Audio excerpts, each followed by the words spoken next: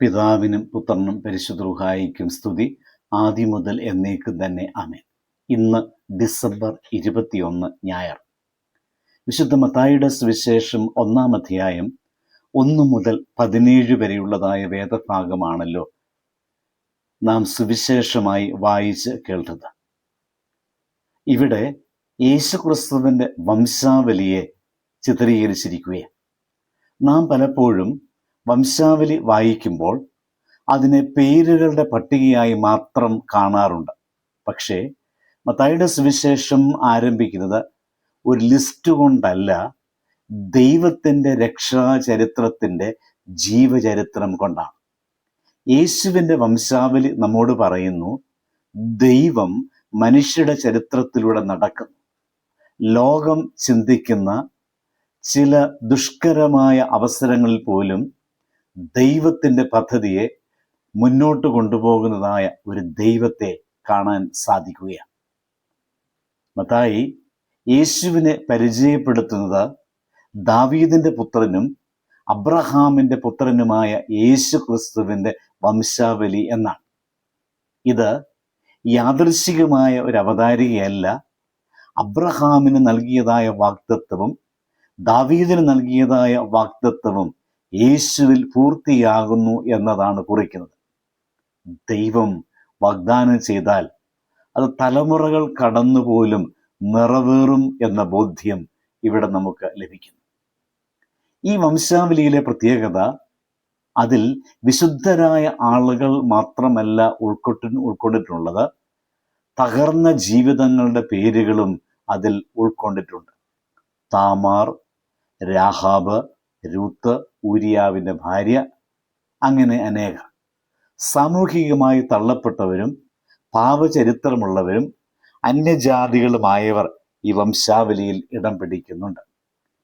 അപ്പോൾ മനുഷ്യരുടെ ജീവിതത്തിൽ ഉണ്ടായതായ തകരാറുകൾ ദൈവത്തിൻ്റെ പദ്ധതിക്ക് തടസ്സമല്ല, അത് ദൈവകൃപയുടെ വേദിയാണ് എന്ന് ഇവിടെ നമ്മെ പഠിപ്പിക്കുവാൻ വംശാവലി നമ്മെ ഓർമ്മിപ്പിക്കുന്നത്, ദൈവം നമ്മെ ഇന്നലകളാൽ വിലയിരുത്തുന്നില്ല. അവൻ നമ്മുടെ കഴിഞ്ഞ വഴികളെ അവൻ്റെ കൃപയാൽ പുതുക്കുന്നവനാണ്. ബാബേൽ തടവിൻ്റെ ഇരുണ്ട നാളുകളും വംശാവലിയിൽ രേഖപ്പെടുത്തിയിട്ടുണ്ട്. എന്നിട്ടും അതിൻ്റെ അവസാനം യേശുവിലാണ്. ദൈവത്തിൻ്റെ കയ്യിൽ കഴിഞ്ഞ കാലം പോലും ഭാവിയുടെ അടിത്തറയാകും എന്ന് ഇവിടെ ഓർമ്മിപ്പിക്കുകയാണ്. വംശാവലി ചില വ്യക്തികളുടെ ചരിത്രം മാത്രമല്ല, തലമുറകളുടെ വിശ്വാസ സാക്ഷ്യമാണ്. ദൈവഭയത്തോടെ നടന്നവരുടെ ജീവിതം അടുത്ത തലമുറകൾക്ക് അനുഗ്രഹമായി മാറുന്നു എന്നതാണ്.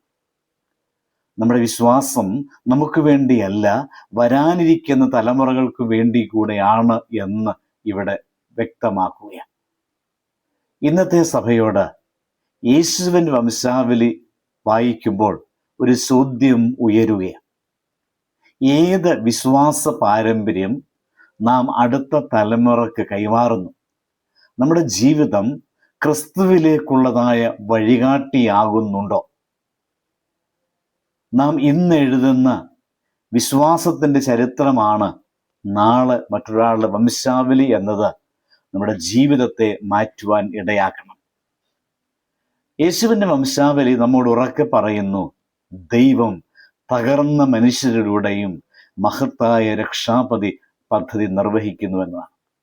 നമ്മുടെ കഴിഞ്ഞ കാലം എങ്ങനെയായാലും ദൈവഭയത്തോടെ നടക്കുന്ന ഒരു ജീവിതം തമ്പുരാൻ അംഗീകരിക്കും. അതിലൂടെ പുതിയ തലമുറകൾക്ക് പ്രത്യാശ ഇവിടെ പകർന്നു തരികയാണ്. ദൈവത്തിൽ ആരംഭിച്ചാൽ നമ്മുടെ ചരിത്രം ക്രിസ്തുവിൽ അത് മുന്നോട്ട് പോകും. ഇത് നമ്മെ ദൈവത്തോട് കൂടുതൽ അടുക്കുവാനും അവൻ്റെ പദ്ധതി അനുസരിച്ച് ജീവിക്കുവാനും നമ്മെ ശക്തരാക്കി തീർക്കണം. പ്രാർത്ഥിക്കാം. കരുണാമയനായ ദൈവമേ, ഞങ്ങളുടെ കഴിഞ്ഞ വഴികളിലെ നിന്റെ കൃപകൾ കൊണ്ട് നിറച്ചനായി ഞങ്ങൾ നിന്നെ സ്തുതിക്കുന്നു. നിന്റെ കൃപ കൊണ്ട് ഞങ്ങളെ ശുദ്ധീകരിക്കണമേ. ദൈവഭയത്തോടെ നടക്കുവാൻ, വിശ്വാസത്തിൻ്റെ നല്ല പാരമ്പര്യം അടുത്ത തലമുറയ്ക്ക് കൈമാറുവാൻ ഞങ്ങളെ അനുവദിക്കണമേ.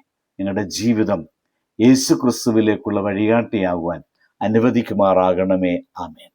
ദൈവം അനുഗ്രഹിക്കട്ടെ.